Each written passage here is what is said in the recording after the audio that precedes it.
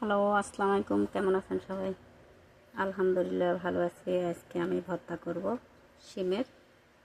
যে আমি চাপা শুটকি নিয়েছি, কাঁচা মরিচ নিলাম, একটু পেঁয়াজ দিলাম। যে আমি শিমগুলো ভেজে রাখছি একটু। এখানে আলুগুলো টেলে নিলাম একটু। আলু টেলে নিয়ে এগুলো প্ল্যান করে ভর্তাটা রেডি করতেছি। দেখেন, যে দেখুন আমার শিমটা আলুটা মিক্স করছি। আলু দিয়ে শিম দিয়ে করবো যাতে একটু সফট থাকে। এটা ধনিয়া পাতা নিলাম, পেঁয়াজ কুচি,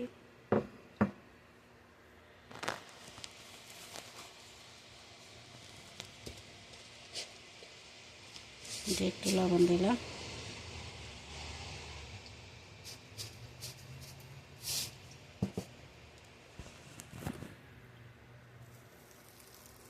সবগুলো এখন আমি হাতে কষলে নেব।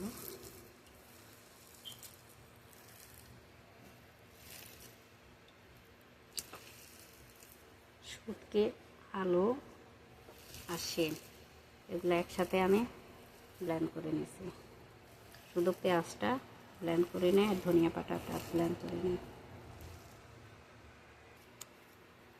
যে দেখেন আমার ভর্তাটা রেডি।